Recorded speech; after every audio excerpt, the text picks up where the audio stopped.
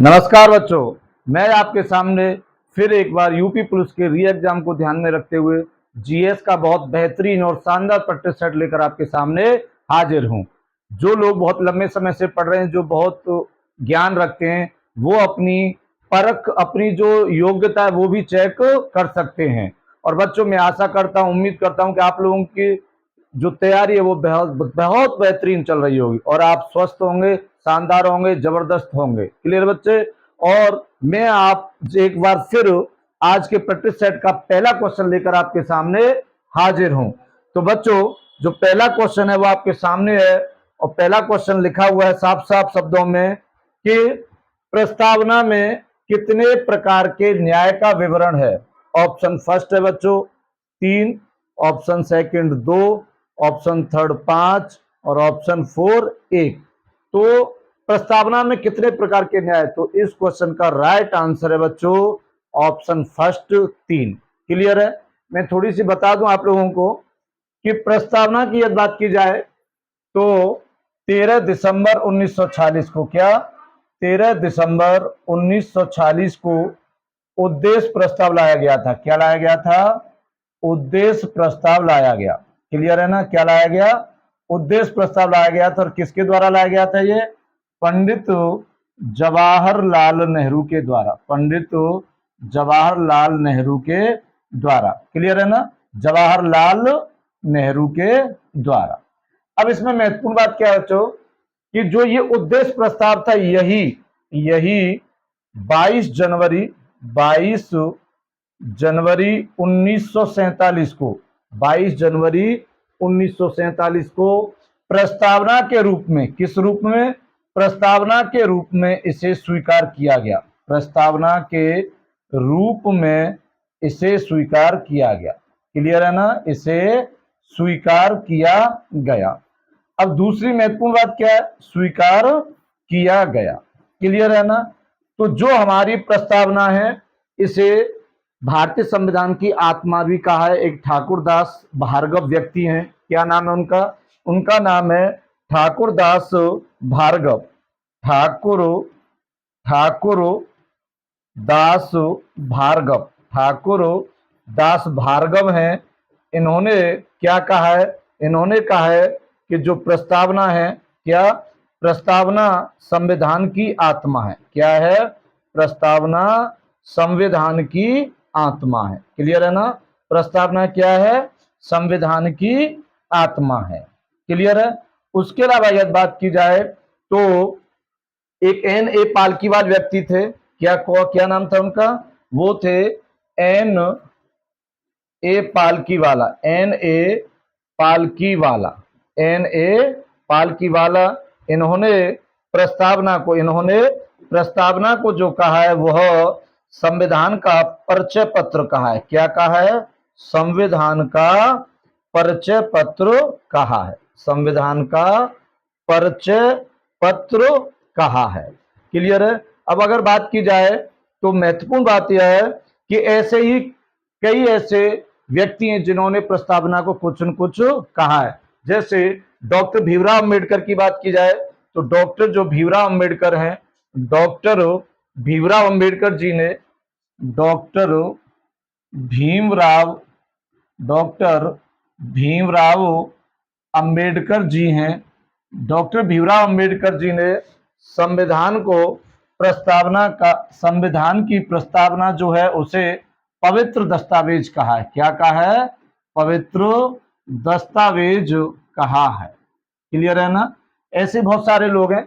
लेकिन अब बात यह है कि जो हमारी प्रस्तावना है उसे लिया कहां से गया है। तो जो प्रस्तावना है, मैं आपको बता दूं प्रस्तावना को कहां से लिया गया है। तो प्रस्तावना को जो लिया गया है वह तो लिया गया है अमेरिका से। कहां से? अमेरिका से। प्रस्तावना का कॉन्सेप्ट कहां से? अमेरिका से। लेकिन याद रखना कि जो प्रस्तावना की जो भाषा है, प्रस्तावना की जो भाषा है वह ली गई है आपकी ऑस्ट्रेलिया से। कहां से? ऑस्ट्रेलिया से ली गई है। क्लियर है? याद रखना इस बात को कि जो प्रस्तावना है, प्रस्तावना का जो कॉन्सेप्ट है वो अमेरिका से लिया गया है, लेकिन जो प्रस्तावना की भाषा है वह ऑस्ट्रेलिया से ली गई है। क्लियर है ना? अब अगर बात की जाए तो इसमें महत्वपूर्ण बात यह है कि प्रस्तावना में 3 प्रकार के तो न्याय, कितने प्रकार के? 3 प्रकार के तो न्याय हैं। न्याय 3 प्रकार के, और न्याय कौन कौन से हैं? सामाजिक, सामाजिक, आर्थिक, आर्थिक और राजनीतिक, और राजनीतिक। 3 प्रकार के तो न्याय हैं। क्लियर है ना? 3 प्रकार के न्याय हैं। अब अगर बात की जाए तो 5 प्रकार की स्वतंत्रता है। 5 प्रकार की स्वतंत्रता है। कितने प्रकार की? 5 प्रकार की स्वतंत्रता है। और जो स्वतंत्रता है 5, वो है, एक तो आपकी विचार, विचार की स्वतंत्रता, अभिव्यक्ति की स्वतंत्रता, अभिव्यक्ति की स्वतंत्रता, इसके अलावा धर्म की स्वतंत्रता, विश्वास की स्वतंत्रता और उपासना की स्वतंत्रता। ये 5 स्वतंत्रता हैं जो हमारे प्रस्तावना में वर्णित हैं। क्लियर है ना? कितने प्रकार की स्वतंत्रता? तो 5 प्रकार की स्वतंत्रता है जो आपके सामने ये लिखी हुई हैं। अब अगर बात की जाए तो जो ये है, 2 प्रकार के दिए गए आपको, प्रतिष्ठा और अवसर की समता। समता कितने प्रकार की है? 2 प्रकार की समता है। 2 प्रकार की समता है। समता कौन कौन सी है? तो मैं आपको बता दूं, 2 प्रकार की समताओं में एक है आपकी प्रतिष्ठा, प्रतिष्ठा, और एक है अवसर की समता, और एक है अवसर की समता। 2 प्रकार की समता है। क्लियर है ना? तो इस क्वेश्चन का राइट आंसर ऑप्शन फर्स्ट है कि प्रस्तावना में 3 प्रकार के न्याय का वर्णन किया गया है। क्लियर है? नेक्स्ट क्वेश्चन आपके सामने है, भारत को कितने भूकंप जोनों में विभाजित किया गया है? Option first 5, option second 6, option third 4 और ऑप्शन 4 7। तो इस क्वेश्चन का राइट आंसर ऑप्शन थर्ड है। इसे या भारत को 4 भूकंप जोनों में विभाजित किया गया है। अब अगर बात की जाए तो जो भूकंप जोन है उनकी शुरुआत 2, 3, 4 और 5, ये 4 भूकंप जोन है। इसमें अगर बात की जाए तो मैं आपको बता दूं कि सबसे कम खतरनाक जोन यह है। सबसे कम खतरनाक जोन यही है। सबसे कम खतरनाक जोन यह है।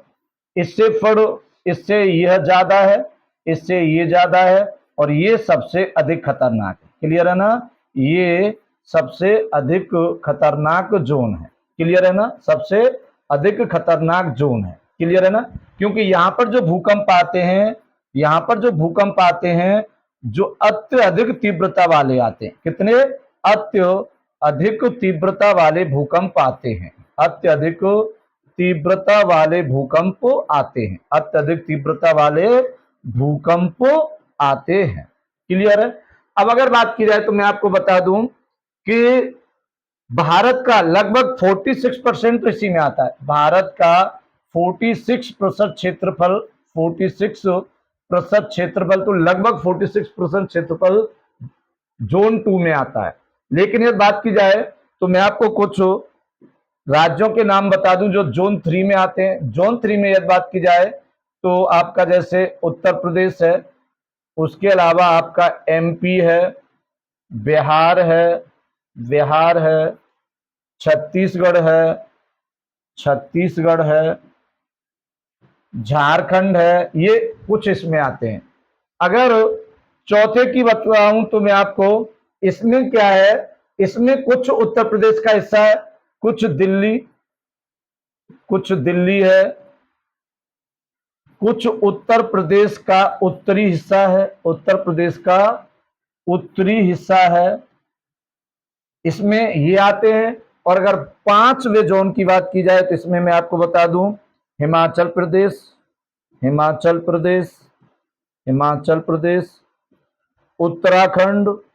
उत्तराखंड। उसके अलावा यदि बात की जाए आपको तो मैं आपको बता दूं कि इसमें जो आपका है अंडमान निकोबार द्वीप समूह भी इसी में आता है। अंडमान निकोबार द्वीप समूह इसमें आता है। उसके अलावा यदि बात की जाए तो गुजरात का भी कुछ हिस्सा इसमें आता है। तो याद रखना ये कुछ हैं जो आपके अलग अलग जोन में आते हैं। तो याद रखना कि उत्तर प्रदेश किस जोन में आता है, तो सामान्यतः जब क्वेश्चन पूछा जाए तो उत्तर प्रदेश तीसरे जोन में ही आता है। अब अगर बात की जाए तो भूकंप, भूकंप की बात की जाए तो ऐसे समझो आप लोग कि भूकंप, मान लीजिए कि ये स्थान है जहां से भूकंप उत्पन्न हो रहा है। थोड़ी सी और जानकारी में दे दूं आपको, तो यहां से जब भूकंपीय तरंगें ऐसे यहाँ स्पर्श करती हैं या ऐसे टकराती हैं, तो जहां से भूकंप उत्पन्न होता है, यह जहां से भूकंप उत्पन्न हो रहा है, इस भूकंप बिंदु को हम लोग कहते हैं मूल केंद्र या फोकस सेंटर। क्या कहते हैं इसको हम लोग? फोकस सेंटर, फोकस सेंटर, या इसको लोग हम कहते हैं मूल केंद्र। क्लियर है यहां तक? जहां पर भूकंप का सबसे पहले अनुभव किया जाता है, ये तो स्थान हुआ है जहां से भूकंप उत्पन्न होता है। भूकंप उत्पन्न होता है, भूकंप उत्पन्न होता है, उसको हम लोग क्या कहते हैं? Focus centre. जहां पर भूकंप का सबसे पहले अनुभव किया जाता है उसे हम लोग कहते हैं अधिकेंद्र। क्या कहते हैं? अधिकेंद्र या एपी सेंटर। क्या कहते हैं? अधिकेंद्र या एपी सेंटर। ये वो स्थान है जहां पर भूकंप का सबसे पहले अनुभव किया गया है। भूकंप का सबसे पहले, भूकंप का सबसे पहले अनुभव किया गया है। क्या किया गया है? अनुभव किया गया है। उसके अलावा यदि बात की जाए तो भूकंप से संबंधित कुछ क्वेश्चन और पूछे जाते हैं। जैसे भूकंप आने से पहले वायुमंडल में रेडॉन गैस, कौन सी गैस? वायुमंडल में, वायुमंडल में रेडॉन गैस उपलब्ध हो जाती है। रेडॉन गैस उपलब्ध हो जाती है। मेरा कहने का मतलब यह क्वेश्चन बहुत बार पूछा गया है, और याद रखना कि इसका मतलब क्या है? इसका मतलब यह है कि भूकंप आने से पहले, भूकंप आने से पहले ये संकेत होता है, भूकंप आने से पहले, आने से पहले वायुमंडल में रेडॉन गैस उपलब्ध हो जाती है। क्लियर है ना? उसके अलावा जब भूकंप उत्पन्न होता है तो एक एनर्जी उत्पन्न होती है, और जो एनर्जी होती है उसको हम लोग कहते हैं एनर्जी या ऊर्जा। जो एनर्जी होती है उसको हम लोग कहते हैं प्रत्यास्थता एनर्जी। क्या कहते हैं? प्रत्यास्थता ऊर्जा। क्या कहते हैं इसको हम? प्रत्यास्थता ऊर्जा कहते हैं। उसके अलावा भूकंप की तीव्रता को मापने वाला जो यंत्र होता है उसे हम रिएक्टर पैमाना कहते हैं। क्या कहते हैं? रिएक्टर कहते हैं। और जो ये रिएक्टर होता है, ये क्या होता है? यह भूकंप की तीव्रता को, भूकंप की तीव्रता को, भूकंप की तीव्रता को मापने वाला होता है। क्लियर है ना? भूकंप की तीव्रता को मापने वाला यंत्र होता है, और इसमें 0 से 9 खाने होते हैं। कितने होते हैं? 0 से 9 खाने होते हैं। और प्रत्येक खाने पर मान लीजिए जैसे ये 0 है, फिर ये 1, फिर 2, फिर 3, फिर 4, फिर 5, ऐसे ये 9 तक होता है। क्लियर है ना? और जैसे ही मैं आपको बता दूं कि जैसे ही जब एक तीव्रता बढ़ती है, यहां से 1 बढ़ेगी, यहां से 1 बढ़ेगी, यहां से 1, तो याद रखना कि जो मान लीजिए कि एक तीव्रता का भूकंप था, एक तीव्रता का, जैसे यह दूसरी तीव्रता पर पहुंचेगा तो ये यहां से यहां का 10 गुना शक्तिशाली हो जाता है। कितना? 10 गुना शक्तिशाली हो जाता है। याद रखना, एक तीव्रता बढ़ने पर 10 गुना शक्तिशाली भूकंप हो जाता है। क्लियर है ना? तो याद रखना कुछ महत्वपूर्ण बिंदु थे, मैंने आपको यहां बता दिए। तो नेक्स्ट क्वेश्चन आपका आपके सामने है, स्थानीय स्वशासन। स्थानीय स्वशासन का जन्मदाता किसे कहते हैं? ऑप्शन फर्स्ट है लॉर्ड कर्जन, ऑप्शन सेकंड है लॉर्ड लिटिन, ऑप्शन थर्ड है लॉर्ड रिपन, और ऑप्शन 4 है लॉर्ड कैनिंग। तो इस क्वेश्चन का राइट आंसर ऑप्शन थर्ड है लॉर्ड रिपन। क्लियर है ना? Lord Ripon. मैं आपको बता दूं कि लॉर्ड रिपन को भारत में स्थानीय स्वशासन का जन्मदाता कहा जाता है। लॉर्ड रिपन की यदि बात की जाए तो इनका जो टाइम पीरियड था, मैं आपको बता दूं, ये 1880 से 84 तक। कितने तक? 1880 से 84 तक ये भारत के गवर्नर जनरल होते हैं। और इनकी कुछ एक दो बातें और हैं, जैसे इन्होंने प्रथम कारखाना अधिनियम लेके आए, ये प्रथम कारखाना अधिनियम भी इनके समय आया। प्रथम कारखाना अधिनियम आया और यह कब आया था तो मैं आपको बता दूं, ये 1881 में आया। कारखाने अधिनियम में यह था कि जो छोटे बच्चे होते हैं जो कारखाने में काम करते थे, उनका समय निर्धारित किया गया कि इतने से कम उम्र के लोग काम नहीं करेंगे और इतनी उम्र के लोग इतने घंटे काम करेंगे। क्लियर है ना। उसके अलावा मैं आपको बता दूं, इन्हें स्थानीय स्वशासन का भी जन्मदाता कहा ही जाता है। स्थानीय स्वशासन का जन्मदाता कहा जाता है। उसके अलावा यदि बात की जाए तो जो लॉर्ड रिपन है, लॉर्ड रिपन से पहले लॉर्ड लिटन था, तो जो लॉर्ड लिटन था वह एक शस्त्र अधिनियम लेके आता है, उसे ये कैंसिल कर देते हैं। क्या कर देते हैं? शस्त्र अधिनियम को कैंसिल कर दिया गया। शस्त्र अधिनियम को कैंसिल, शस्त्र अधिनियम को कैंसिल कर दिया गया। क्लियर है ना। तो याद रखना। अब उसके अलावा यदि बात की जाए तो लॉर्ड कर्जन की बात की जाए तो लॉर्ड कर्जन का जो समय था मैं आपको बता दूं, 1798 से लेकर और नहीं सॉरी 1898, कितना है ये? 1898 से 1905 तक। कितना है? 1898 से लेकर और 1905 तक। क्लियर है ना। इनके बारे में ये लॉर्ड लिटन का लिख लो टाइम पीरियड। मैं बता दूं आपको 1876 से 80 तक, और लॉर्ड कैनिंग की यदि बात की जाए तो 1856 से 62 तक। अब कुछ महत्वपूर्ण बातें हैं, जैसे लॉर्ड कर्जन की महत्वपूर्ण बात है कि बंगाल विभाजन इनके समय हुआ। क्लियर है ना। बंगाल विभाजन किसके समय हुआ? लॉर्ड कर्जन के समय हुआ। जबकि बंगाल विभाजन वापस तो 1911 में लिया जाता है, याद रखना। और लॉर्ड लिटन की बात की जाए तो 76 से 80 ये प्रथम शस्त्र अधिनियम लेके आए। प्रथम शस्त्र अधिनियम लेकर आए थे। प्रथम शस्त्र अधिनियम लेके आए। और लॉर्ड कैनिंग की बात की जाए तो इनकी महत्वपूर्ण बात यह है कि ये भारत के प्रथम वायसराय थे। क्या थे? भारत के प्रथम वायसराय। इससे पहले जितने भी थे वो गवर्नर जनरल थे, वायसराय नहीं थे। भारत के प्रथम वायसराय कौन थे? तो वो लॉर्ड कैनिंग थे। उसके अलावा यदि बात की जाए तो लॉर्ड कैनिंग के समय ही 1857 का स्वतंत्रता संग्राम हुआ। 1857 का जो स्वतंत्रता संग्राम था वो किसके समय हुआ? किस गवर्नर जनरल या किस वायसराय के? तो याद रखना, लॉर्ड कैनिंग के समय। और इस क्वेश्चन का राइट आंसर ऑप्शन थर्ड है, लॉर्ड रिपन। नेक्स्ट क्वेश्चन आपके सामने है, नोखाई महोत्सव किस राज्य का प्रमुख महोत्सव है? Option first Kerala, option second Orissa, option third Rajasthan और ऑप्शन फोर पश्चिम बंगाल। तो इस क्वेश्चन का राइट आंसर ऑप्शन सेकंड है, उड़ीसा। तो बच्चों, आपको यह क्लास कैसी लग रही है आप मुझे कमेंट बॉक्स में जरूर बताएं, और बच्चों इसे ज्यादा से ज्यादा शेयर करें जिससे कि और बच्चों का भी भला हो सके। और मैं उम्मीद करता हूं कि आप लोगों की तैयारी ऐसे ही चलती रहेगी।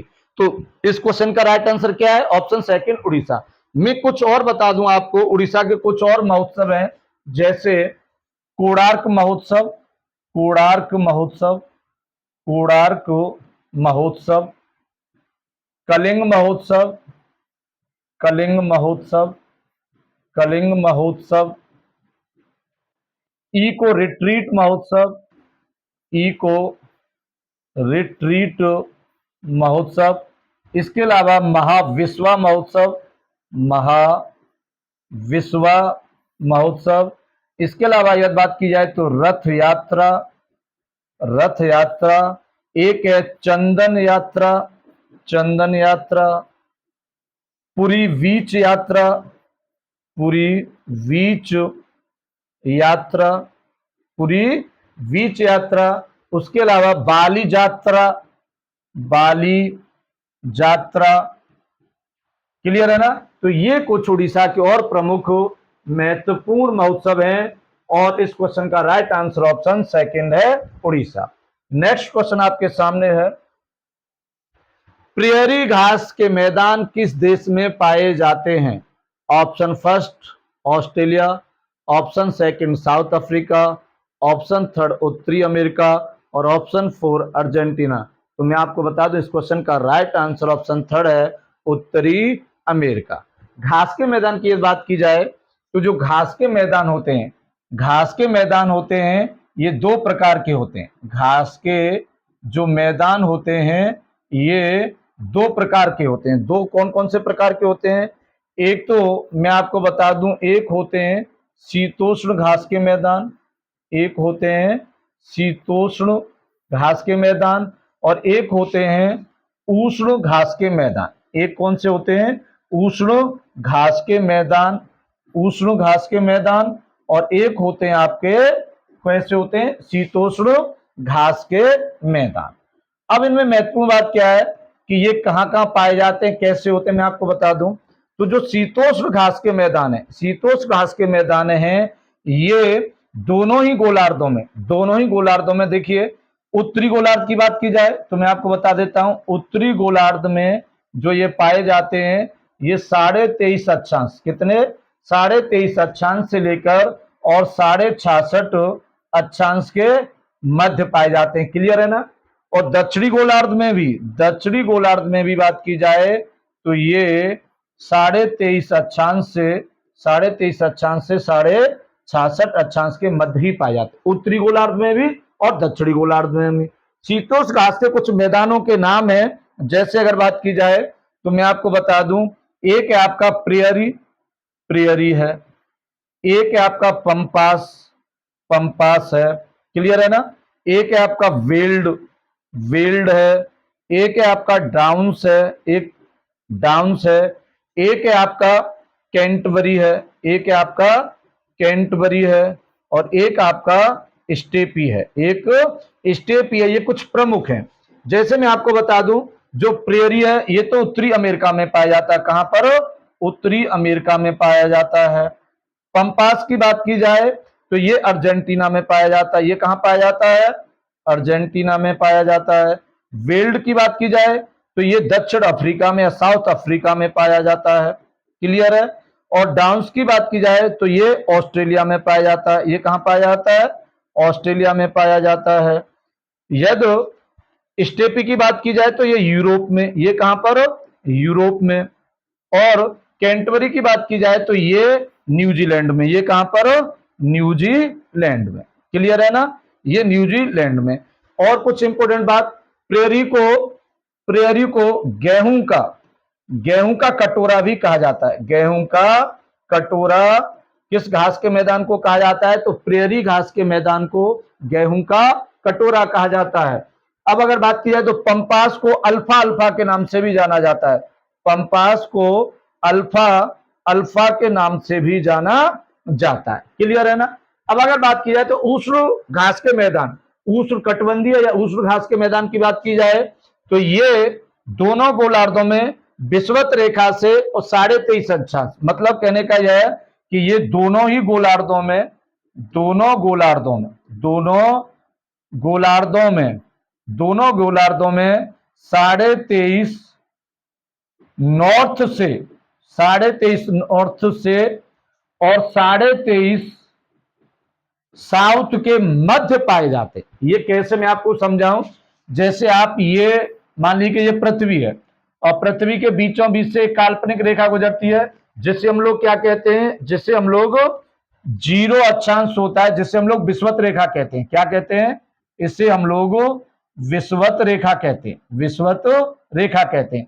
अब आप देखोगे कि यहां 23.5 अक्षांश उत्तरी गोलार्ध में, 23.5 अक्षांश उत्तरी गोलार्ध में, और यहां आप देखोगे कि 23.5 अक्षांश ये किसमें है? ये आपके साउथ गोलार्ध में। क्लियर है ना? आप सब लोग जानते हो कि विषुवत से ये इधर का जो भाग होता है इसे हम लोग क्या कहते हैं? उत्तरी गोलार्ध। क्या कहते हैं?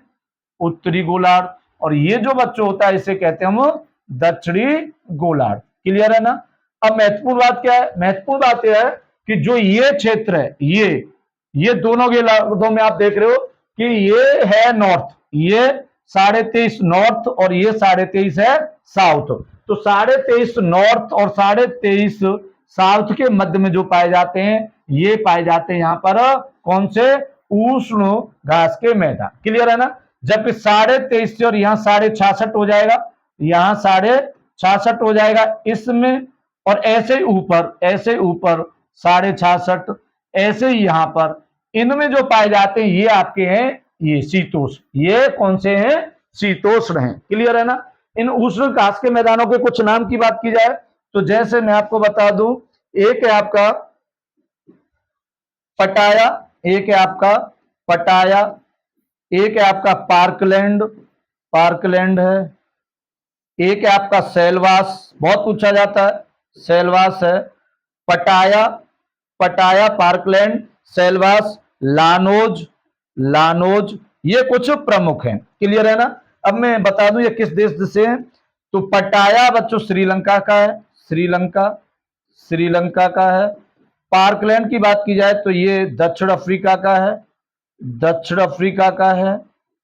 सेलवास की बात की जाए तो ये अमेजन बेसन का है, अमेजन बेसन में पाया जाता है, अमेजन बेसन में पाया जाता है। लानोज की बात की जाए तो ये वेनेजुएला में पाया जाता है। कहां पर? वेनेजुएला में पाया जाता है। साउथ अमेरिका का एक देश है वेनेजुएला। क्लियर है ना। तो इस क्वेश्चन का राइट आंसर था आपका उत्तरी अमेरिका। नेक्स्ट क्वेश्चन आपके सामने है, निम्नलिखित में से कौन सी झील क्रेटर झील है? कैसी झील है? क्रेटर झील है। ऑप्शन फर्स्ट वुलर झील, ऑप्शन सेकंड पुलिकट झील, ऑप्शन थर्ड कोलेरू झील और ऑप्शन फोर लोनार झील। तो मैं बता दूं आपको इस क्वेश्चन का राइट आंसर ऑप्शन फोर है, लोनार झील। क्या? लोनार झील। लोनार झील को बच्चों क्रेटर झील भी कहा जाता है और इसे ज्वालामुखी झील भी कहा जाता है। क्या? ज्वालामुखी झील भी कहा जाता है। क्लियर है ना। ज्वालामुखी झील भी कहा जाता है। और जो लोनार झील है यह महाराष्ट्र राज्य में स्थित है। कहां स्थित है? महाराष्ट्र राज्य में स्थित है। वुलर झील की बात की जाए तो मैं आपको बता दूं वुलर झील है इसे कहा जाता है विवर्तनिकी झील। क्या कहा जाता है? यह विवर्तनिक झील है। ये कैसी झील है? विवर्तनिक झील है। पुलिकट झील की बात की जाए तो यह आपकी लेगून झील है। ये कैसी झील है? लेगून झील है। ये लेगून झील है। और कोलेरू झील की बात की जाए तो ये डेल्टाई झील है। ये कैसी झील है? डेल्टाई झील है। अब मैं आपको बता दूं ये कहां कहां पर है। और तो वुलर झील की बात की जाए तो आप सब लोग जानते हो J&K या जम्मू कश्मीर में। कहां पर है? J&K में है। पुलिकट की बात की जाए तो ये सामान्यतः तो आंध्र प्रदेश में, आंध्र प्रदेश। और मैं आपको बता दूं आंध्र प्रदेश में इसका 90% भाग है और प्लस तमिलनाडु में और है। कहां पर है ये? तमिलनाडु में और है 10% भाग। क्लियर है। उसके अलावा कोलेरू झील की बात की जाए तो ये आंध्र प्रदेश में। ये कहां पर है? ये आंध्र प्रदेश में है। क्लियर है ना। तो याद रखना इस क्वेश्चन का राइट आंसर लोनार झील है। अब मैं आपको बता दूं कि कुछ और विवर्तनिक झील की बात की जाए जैसे वुलर झील है विवर्तनिक की। एक झील और है जिसका नाम है कुमाऊं। कौन सी? कुमाऊं झील। कुमाऊं झील है जो विवर्तनिकी झील है। कैसी झील है? विवर्तनिकी झील है। ये लेगून झील की बात की जाए तो लेगून झील में मैं आपको बता दूं कुछ और एक दो नाम। तो एक तो है आपकी लेगून झील के अलावा है वेम्बनाथ। कौन सी झील है? वेम्बनाथ है। वेम्बनाथ है। क्लियर है ना। कौन सी है? वेम्बनाथ है। ये भी एक लेगून झील है। क्लियर है ना। अब आपको मैं बता दूं कि जो वेम्बनाथ झील है ये कहां की है? तो ये केरल राज्य की है। ये केरल राज्य की है। और वेम्बनाथ झील ही सबसे लंबी झील भी है। कई बार क्वेश्चन पूछा जाता है कि सबसे लंबी झील कौन सी है। तो याद रखना सबसे लंबी झील वेम्बनाथ झील है। क्लियर है। तो इस क्वेश्चन का राइट आंसर था ऑप्शन फोर लोनार झील। नेक्स्ट क्वेश्चन आपके सामने है, निम्नलिखित में से ऐसा कौन सा सदन है जिसे भंग तो नहीं किया जा सकता लेकिन समाप्त किया जा सकता है? समझ पा रहे हो इसको? क्वेश्चन की गहराई समझो कि इसे क्या भंग तो नहीं किया जा सकता लेकिन इसे समाप्त किया जा सकता है। ऑप्शन फर्स्ट आपके सामने है लोकसभा, ऑप्शन सेकंड आपके सामने है राज्यसभा, ऑप्शन थर्ड आपके सामने है विधानसभा और ऑप्शन फोर आपके सामने है विधान परिषद। तो इस क्वेश्चन का राइट आंसर है विधान परिषद। क्लियर है ना। इस क्वेश्चन का राइट आंसर क्या है? विधान परिषद है। क्लियर है। अब अगर बात की जाए तो मैं आपको बता दूं कि विधान परिषद इस क्वेश्चन का राइट आंसर है। तो मैं आपको बता दूं कि जो राज्यसभा है, ये लोकसभा है, इसे भंग किया जा सकता है। इसे क्या किया जा सकता है? भंग किया जा सकता है। क्लियर है ना? इसे क्या किया जा सकता है? इसे भंग किया जा सकता है। इसे भंग किया जा सकता है, लेकिन इसे भंग तो किया जा सकता है, लेकिन इसे समाप्त नहीं किया जा सकता। क्लियर है ना? राज्यसभा को क्या है कि राज्यसभा को तो भंग ही नहीं किया जा सकता है। राज्यसभा को क्या है? भंग ही नहीं किया जा सकता है। जबकि जबकि अगर बात की जाए तो इसमें इंपॉर्टेंट बात क्या है कि राज्यसभा को भंग नहीं किया जा सकता है। भंग नहीं किया जा सकता, भंग नहीं किया जा सकता है। और विधानसभा की भी बात की जाए तो इसे भी भंग किया जा सकता है। इसे भी भंग किया जा सकता है। अब महत्वपूर्ण बात क्या है? महत्वपूर्ण बात यह है कि विधान परिषद ही एक ऐसा सदन है जिसे भंग तो किया जा सकता है, वो सॉरी भंग नहीं किया जा सकता। क्या नहीं किया जा सकता? भंग नहीं किया जा सकता है, लेकिन लेकिन समाप्त किया जा सकता है। लेकिन समाप्त किया जा सकता है, समाप्त किया जा सकता है। मैं आपको समझा दूं इस बात को कि आप लोगों को पता होगा कि वर्तमान में केवल 6 ऐसे राज्य हैं जिनमें विधान परिषद है। कितने राज्य हैं? 6 राज्य हैं। और कौन कौन से 6 राज्य हैं? तो 6 राज्यों की यदि बात की जाए तो इसमें आपका उत्तर प्रदेश, बिहार, महाराष्ट्र, क्लियर है? उसके अलावा आपका तेलंगाना, कर्नाटक और आंध्र प्रदेश। अब मेरा कहने का मतलब यह है कि 6 राज्यों में विधान परिषद है। जब तक विधान परिषद रहेगी, तो ये भंग नहीं होगी। क्या नहीं होगी? भंग नहीं होगी, लेकिन इसे समाप्त किया जा सकता है। कहने का मतलब यह कि जैसे आपका जम्मू कश्मीर था, तो जम्मू कश्मीर में पहले थी लेकिन अब नहीं है। पहले थी लेकिन अब नहीं है। इसका मतलब यह है कि जब तक रही उसे भंग नहीं किया गया, लेकिन समाप्त किया गया। क्लियर है? अब अगर बात की जाए तो मैं आपको बता दूं, जो लोकसभा है, जो ये इसका अनुच्छेद है, लोकसभा का विवरण मिलता है वह अनुच्छेद 81 में। किसमें? अनुच्छेद 81 में। राज्यसभा की बात की जाए तो अनुच्छेद 80 में। यदि विधानसभा की बात की जाए तो मैं आपको बता दूं 169, 170 में तो है आपकी विधानसभा। 170 में, अनुच्छेद 170 में विधानसभा के बारे में बताया। जबकि विधान परिषद की बात की जाए तो अनुच्छेद 169 तो कहता है कि विधान परिषद का सृजन, क्लियर है?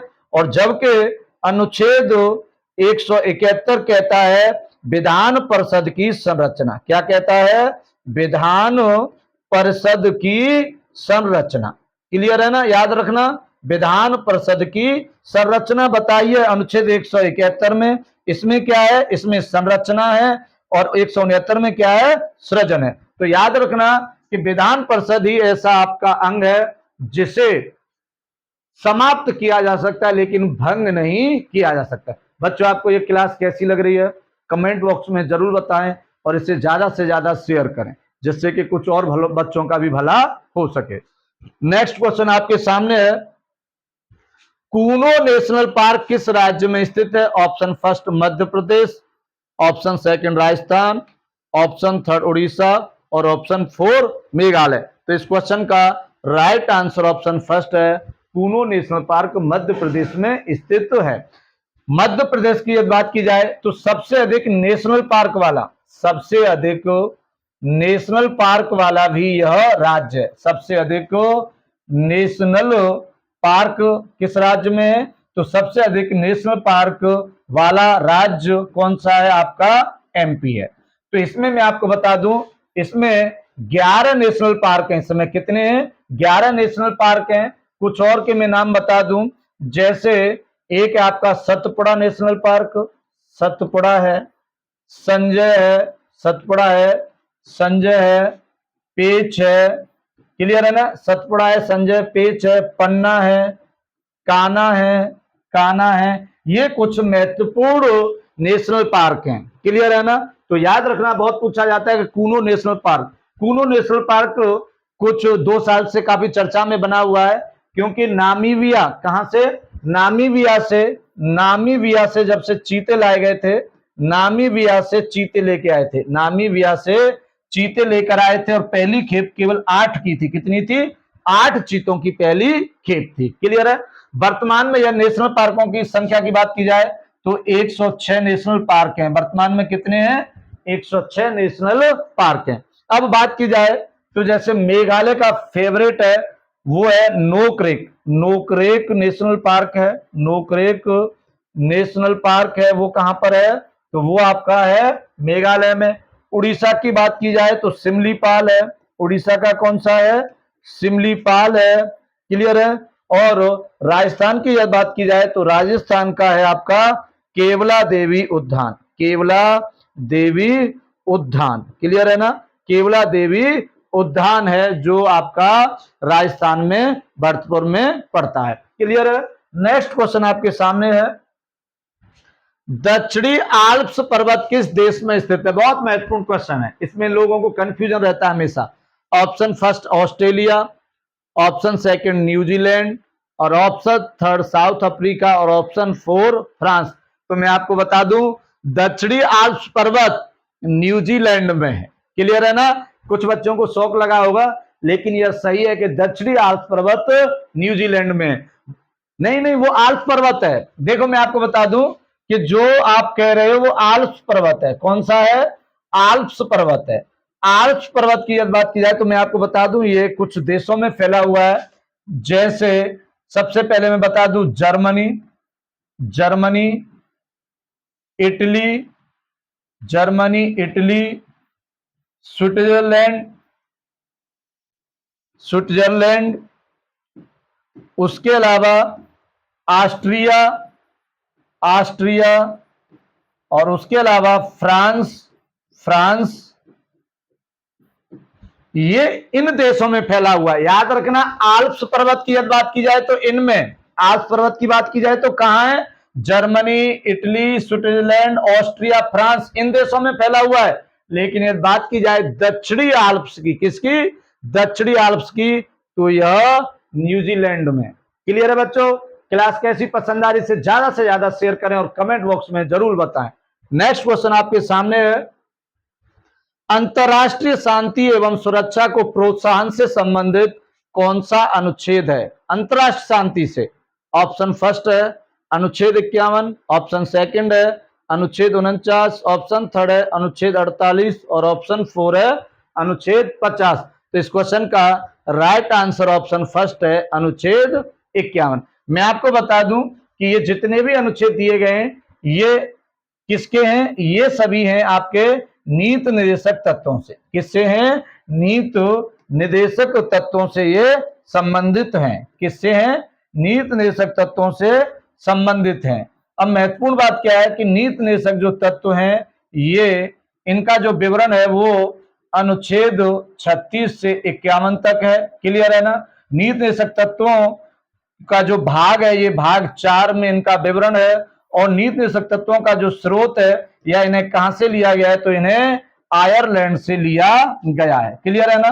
नीति निर्देशक तत्व लोक कल्याणकारी, किस?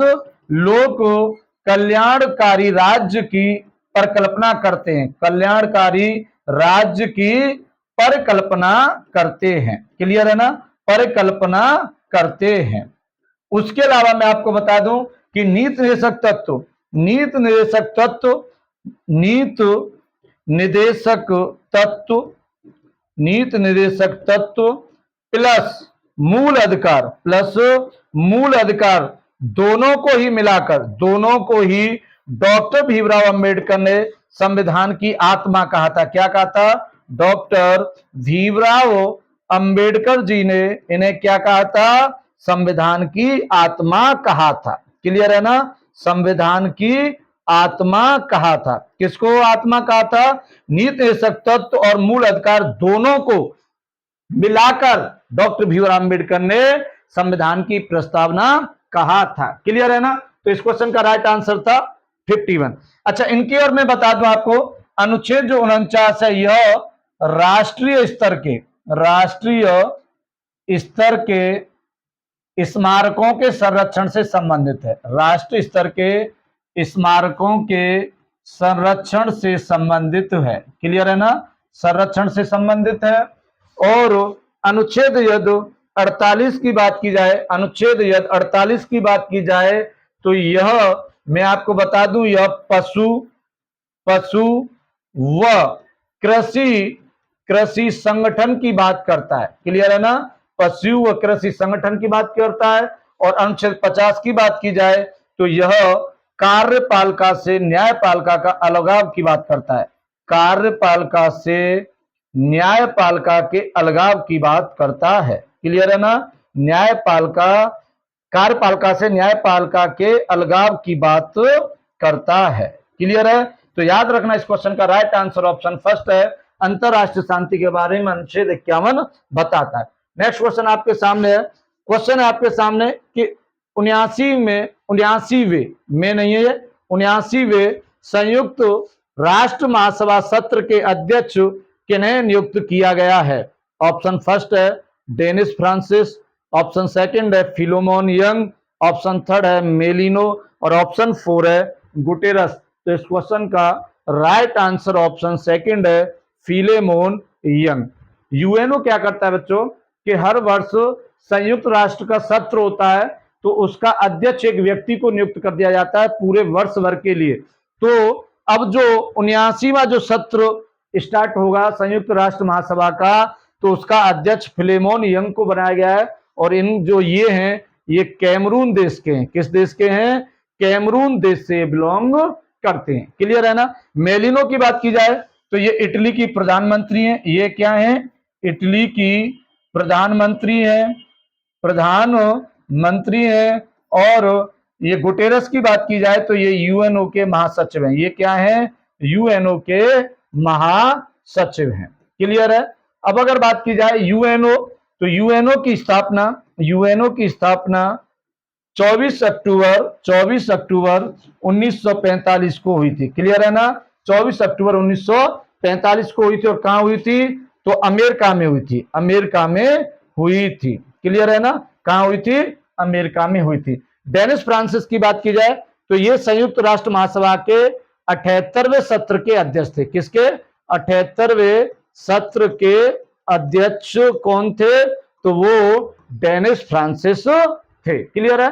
नेक्स्ट क्वेश्चन आपके सामने है, खीर भवानी मेले का आयोजन किस राज्य में किया जाता है? ये करंट का क्वेश्चन है, अभी किया गया। ये दोनों ही करंट के क्वेश्चन थे और इसका आयोजन अभी किया गया। तो ये हो सकता है कि आगामी किसी मंथ के एग्जाम में पूछ लिया जाए। तो option first Sikkim, option second Jammu Kashmir, option third Ladakh और ऑप्शन 4 नागालैंड। तो इस क्वेश्चन का राइट आंसर है ऑप्शन सेकंड जम्मू कश्मीर। जम्मू कश्मीर में खीर भवानी मेले का आयोजन किया गया। कुछ और मेले हैं जो देश के महत्वपूर्ण मेले हैं, उनके बारे में हम चर्चा करें तो उसमें सबसे पहले मैं आपको बता दूं कुंभ मेला। कौन सा मेला? कुंभ मेला है। और यह 4 जगह मतलब 12 वर्ष बाद इसका हमेशा आयोजन 12 वर्ष बाद होता है। इसका आयोजन कितने वर्ष बाद होता है? 12 वर्ष बाद होता है। और 4 जगहों पर होता है। कौन कौन सी 4 स्थान है जो जहां पर होता है? 4 स्थान है। कितने स्थान है? 4 स्थान है, जिसमें आपका हरिद्वार में होता है। उसके अलावा यदि बात की जाए आपका तो यह इलाहाबाद या प्रयागराज में होता है। कहां होता है? ये प्रयागराज में होता है। प्रयागराज में होता है। उसके अलावा यदि बात की जाए तो ये उज्जैन में होता है। और नासिक में होता है। और नासिक में हर 12 वर्ष बाद कुंभ मेले का आयोजन होता है और यह देश का सबसे बड़ा मेला माना जाता है। अब अगर बात की जाए तो ये दोनों तो गंगा नदी के तट पर स्थित हैं। उज्जैन की बात की जाए तो उज्जैन शिप्रा नदी या इसे ही क्षिप्रा नदी भी कहा जाता है, या इसे ही क्षिप्रा नदी कहा जाता है। और नासिक की बात की जाए तो यह गोदावरी नदी के तट पर स्थित है, यह गोदावरी नदी के तट पर स्थित है। क्लियर है ना, ये गंगा नदी दोनों ही। उसके अलावा जब बात की जाए कुछ और मेले महत्वपूर्ण, पुष्कर मेला, पुष्कर मेला है, ये पशुओं का बहुत बड़ा मेला माना जाता है पुष्कर मेला, ये अजमेर में, ऊंट वगैरह बहुत महत्वपूर्ण है। उसके अलावा आपका है बटेश्वर मेला, बटेश्वर मेला ये आगरा में, ये आगरा में है बटेश्वर मेला, आगरा में। एक है सोनपुर मेला, सोनपुर मेला है, सोनपुर मेला है, यह बिहार में। ये कुछ महत्वपूर्ण मेले थे जो आपके देश से संबंधित हैं। एक सबरीवाल मेला भी लिख लो, पूछा जाता है भैया, सबरी माला मेला, सबरी वाला मेला, ये आपको केरल, कहां पर है, ये केरल का बहुत महत्वपूर्ण मेला है। नेक्स्ट क्वेश्चन आपके सामने है, 2011 की जनगणना के अनुसार उत्तर प्रदेश की साक्षरता दर कितने प्रतिशत है? Option first 74%, option second 80%, option third 67.7%, option fourth 77.3%।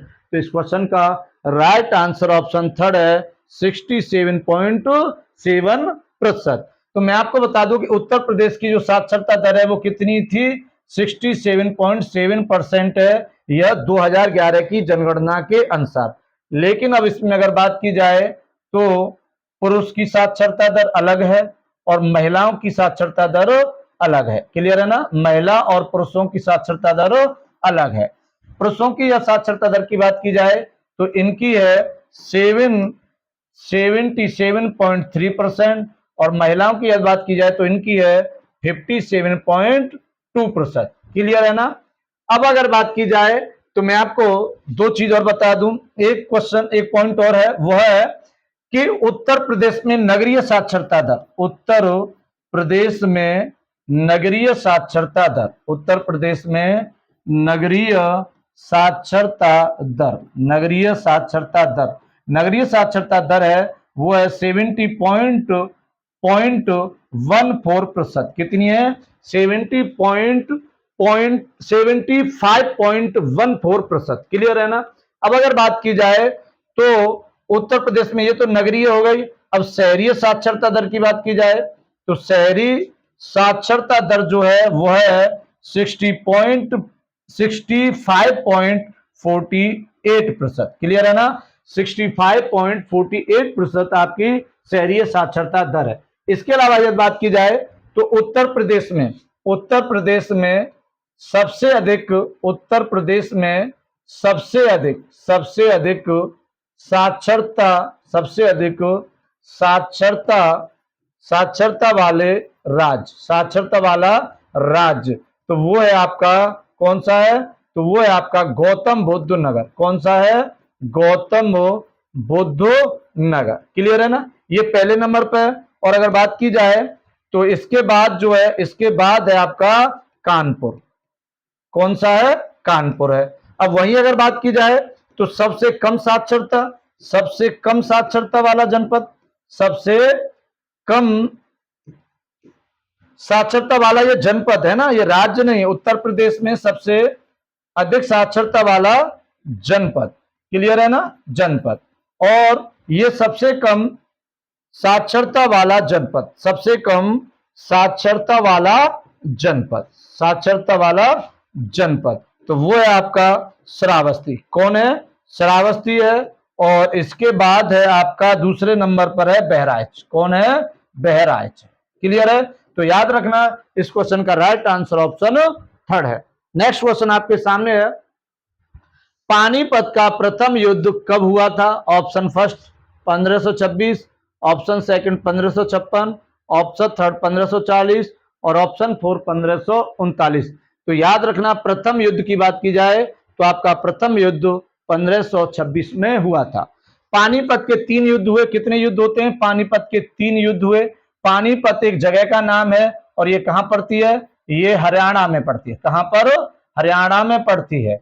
अब अगर बात की जाए तो पानीपत का जो पहला युद्ध है 1526 में, यह मैं आपको बता दूं, ये बाबर व इब्राहिम लोदी के मध्य होता है। किस किस के मध्य?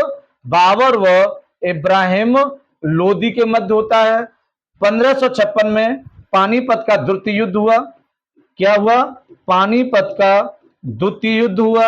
और पानीपत का जो द्वितीय युद्ध हुआ वो अकबर व हेमू के मध्य हुआ। अकबर व हेमू के मध्य हुआ।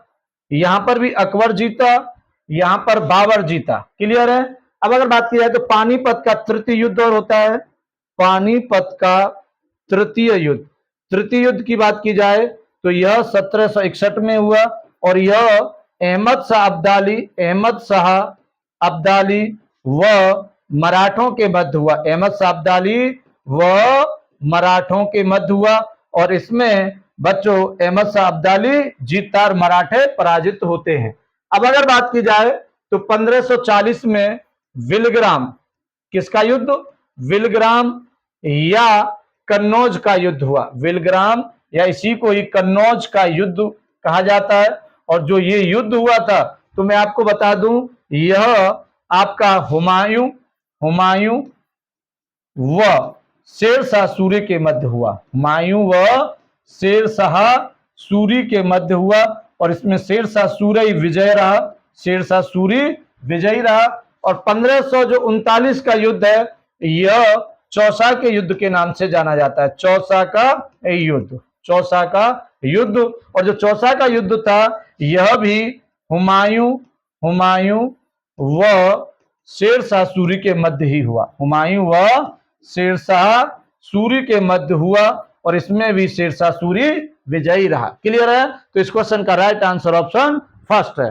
नेक्स्ट क्वेश्चन आपके सामने है, काकोरी ट्रेन घटना कब हुआ था या काकोरी कांड कब हुआ था? तो ऑप्शन फर्स्ट है 1942, ऑप्शन सेकंड 1940, ऑप्शन थर्ड 1919 और ऑप्शन फोर 1925। तो मैं आपको बता दूं इस क्वेश्चन का राइट आंसर ऑप्शन फोर है। यह जो काकोरी कांड था ये 9 अगस्त 1925 को हुआ। 9 अगस्त 1925 को हुआ। यहां क्या था कि जो लखनऊ सहारनपुर एक्सप्रेस, लखनऊ सहारनपुर एक्सप्रेस थी। कौन सी एक्सप्रेस थी? लखनऊ सहारनपुर एक्सप्रेस थी। इसे लखनऊ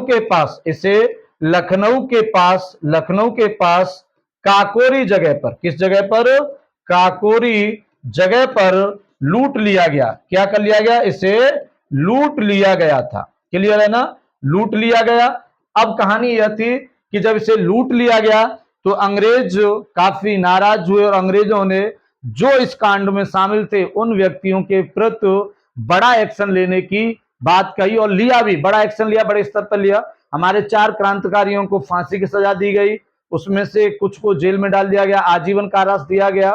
तो याद रखना इस बात को। तो ये कहां हुआ था? तो ये लखनऊ के पास एक जगह है जिसका नाम था काकोरी। क्लियर है ना? तो इसीलिए यह फेमस है, काकोरी जगह या काकोरी स्थान पर इसे लूटा गया। अब इसकी महत्वपूर्ण बात क्या है कि इसमें 4 व्यक्तियों को, इस कांड के बाद 4 व्यक्तियों को फांसी की सजा दी गई। कितने व्यक्तियों को फांसी की सजा जो दी गई थी वो 4 व्यक्ति थे। फांसी दी गई 4 व्यक्तियों को। तो वो पूछ लिया जाता है कि किस किस को कहां दी गई थी। तो इसमें एक थे आपके रोशन सिंह, एक कौन थे बच्चों? रोशन सिंह। और एक थे आपके राम प्रसाद बिस्मिल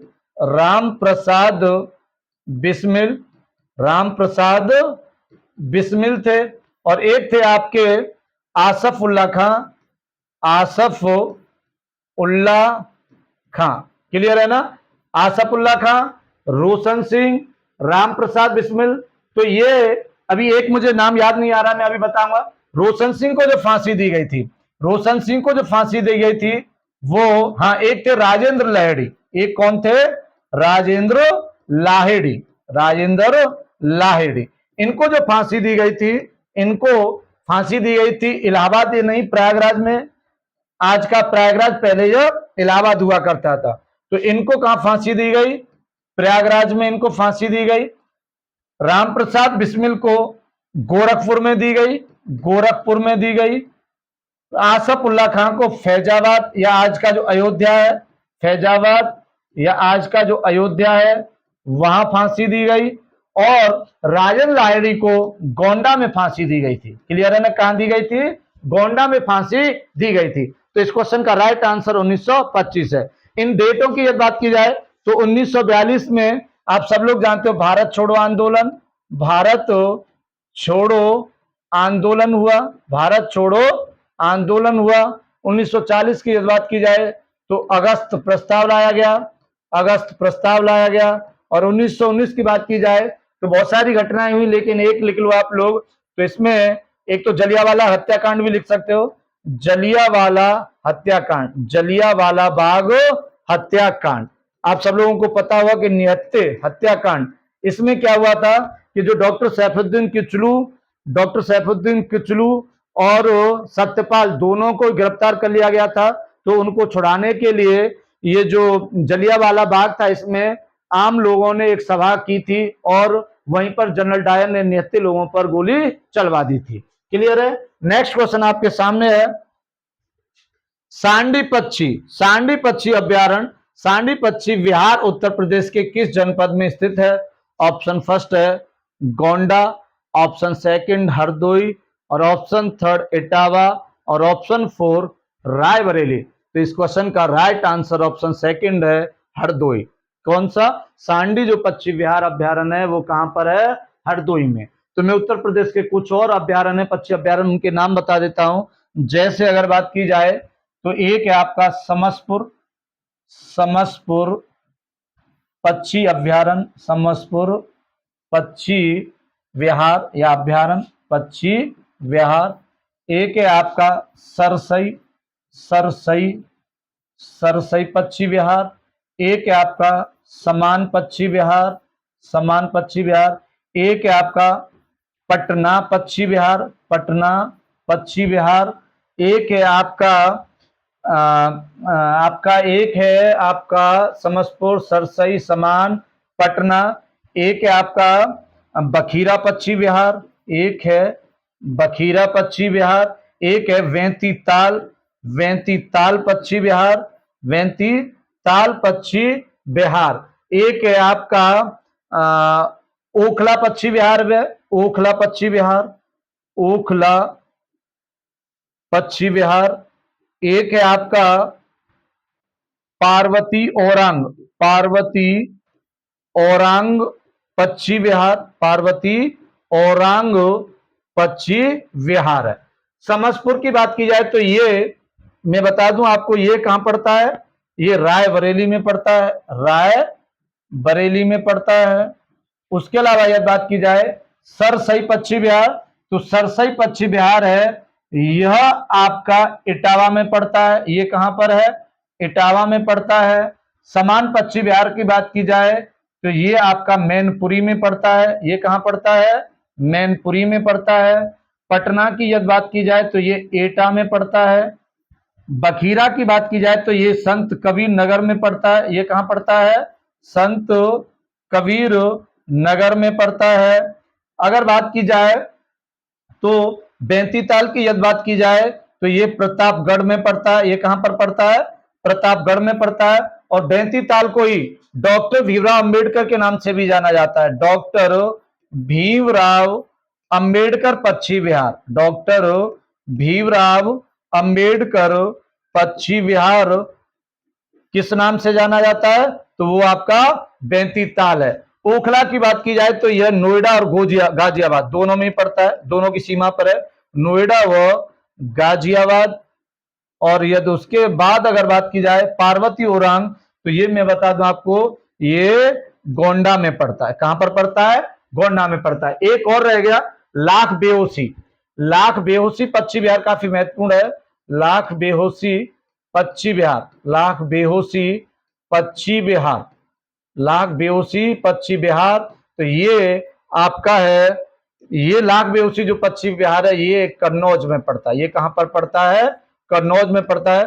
तो ये उत्तर प्रदेश के कुछ महत्वपूर्ण पक्षी विहार थे जो आपके सामने है। इस क्वेश्चन का right answer option second Hardoi है। नेक्स्ट क्वेश्चन की बात की जाए तो कर्क रेखा निम्नलिखित में से किस देश से होकर नहीं गुजरती है? ऑप्शन फर्स्ट है मैक्सिको, ऑप्शन सेकंड है भारत, ऑप्शन थर्ड माली और ऑप्शन फोर केन्या। तो मैं आपको बता दूं कि जो कर्क रेखा है वह केन्या से होकर नहीं गुजरती है। क्लियर है ना, केन्या से होकर नहीं गुजरती है। मैं आपको बता दूं कि कर्क रेखा कहां कहां से गुजरती है। तो उत्तरी अमेरिका महाद्वीप, उत्तरी अमेरिका महाद्वीप से होकर गुजरती है, उत्तरी अमेरिका महाद्वीप। उसके अलावा यदि बात की जाए तो फिर अफ्रीका महाद्वीप, अफ्रीका महाद्वीप, अफ्रीका महाद्वीप और अफ्रीका महाद्वीप और एशिया महाद्वीप के कुछ देशों से होकर गुजरती है। एशिया महाद्वीप के कुछ देशों से होकर गुजरती है। अब अगर बात की जाए तो मैं कुछ नाम बता दूं, जैसे तो इसमें जो अमेरिका महाद्वीप है इसमें तो आपका दो देश हैं, एक है मैक्सिको, एक है आपकी मैक्सिको और एक है आपका बहमास। एक कौन सा है, बहमास। अफ्रीका जब महाद्वीप की बात की जाए तो अफ्रीका महाद्वीप से जो गुजरती है उसमें है आपका, एक है आपका अफ्रीका महाद्वीप में, एक है आपका सबसे इंपोर्टेंट है, इधर से स्टार्टिंग करते हैं तो होगा आपका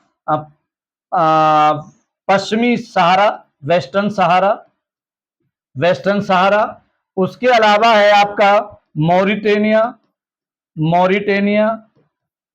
उसके अलावा है माली, माली। उसके अलावा है आपका मिस्र, माली, मिस्र। और उसके अलावा यदि बात की जाए तो आपका है नाइजर, नाइजर। उसके अलावा यदि बात की जाए तो अल्जीरिया, अल्जीरिया। उसके अलावा यदि बात की जाए तो लीबिया, लीबिया। क्लियर है ना, इन देशों से अफ्रीका महाद्वीप में होकर कर्क रेखा गुजरती है। अब अगर बात की जाए तो आपका जो एशिया महाद्वीप है, एशिया महाद्वीप में से जो गुजरते हैं वो कुछ देश हैं, जैसे शुरुआत की जाए तो सऊदी अरब, सऊदी अरब, सऊदी अरब। इसके बाद यदि बात की जाए तो यूएई या संयुक्त अरब अमीरात, यूएई या संयुक्त अरब अमीरात इसी को जानते हैं। इसके बाद ओमान, ओमान। इसके बाद यदि बात की जाए तो आपका अपना भारत, भारत। भारत के बाद बांग्लादेश, बांग्लादेश। बांग्लादेश के बाद म्यांमार, म्यांमार, म्यांमार। इसके बाद चीन, इसके बाद चीन और ताइवान, ताइवान से भी होकर गुजरती है। तो याद रखना, ताइवान को वैसे आधिकारिक कंट्री के रूप में मान्यता नहीं है, लेकिन फिर भी जो भी हो, लेकिन ताइवान से होकर ये गुजरती है। तो इस क्वेश्चन का राइट आंसर क्या है, ऑप्शन फोर केन्या। क्लियर है बच्चों, ये क्लास कैसी लग रही है कमेंट बॉक्स में जरूर बताएं और इससे ज्यादा से ज्यादा शेयर करें। क्लियर है, नेक्स्ट क्वेश्चन आपके सामने है। नेक्स्ट क्वेश्चन की बात की जाए तो शरीर को सबसे अधिक ऊर्जा किससे प्राप्त होती है। Option first carbohydrate, option second वसा, ऑप्शन थर्ड प्रोटीन और ऑप्शन फोर विटामिन। तो इस क्वेश्चन का राइट आंसर ऑप्शन फर्स्ट है, कार्बोहाइड्रेट। हमारे शरीर को सबसे अधिक ऊर्जा कार्बोहाइड्रेट से ही प्राप्त होती है। मैं आपको बता दूं कि जो कार्बोहाइड्रेट है यह सी, कार्बन, हाइड्रोजन और ऑक्सीजन का एक फिक्स रेशियो होता है, 1:2:1। हमारे शरीर को सबसे अधिक ऊर्जा, सबसे अधिक ऊर्जा इसी से मिलती है, सबसे अधिक ऊर्जा इसी से मिलती है। उसके बाद वसा से भी। दूसरे क्रम में, दूसरे क्रम में, दूसरे क्रम में हमारे शरीर को, हमारे शरीर को ऊर्जा देने वाला, हमारे शरीर को ऊर्जा देने वाला, ऊर्जा देने वाला कंपाउंड है, देने वाला कंपाउंड कौन है, वसा है। प्रोटीन की बात की जाए तो यह मुख्यतः जो आपकी मसल्स होती हैं, जो आपकी मसल्स होती हैं उनकी मरम्मत में यह प्रयोग होती है। तो यह क्या करती है, आपकी मसल्स की मरम्मत करती है, मसल्स की मरम्मत करती है। आपने देखा होगा, अनुभव किया होगा कि जिम जो लोग करते हैं तो वो जब जिम करते हैं तो आपने देखा होगा कि वो मसल्स टूटती हैं और काफी पेन होता है, तो फिर प्रोटीन ली जाती है। प्रोटीन तुरंत उस पेन को बंद करने का काम करती है। कहने का मतलब यह कि जो आपकी टूटी हुई मसल्स थी उनकी मरम्मत करती है। क्लियर है ना, तो याद रखना इस बात को, इस क्वेश्चन का राइट आंसर ऑप्शन फर्स्ट है। तो बच्चों, आज की क्लास आपको कैसी लगी, आप मुझे जरूर कमेंट बॉक्स में बताएं। और महत्वपूर्ण बात यह है कि आप लोग सब स्वस्थ रहें और अच्छी तरह से तैयारी करें। तो जय हिंद, जय भारत।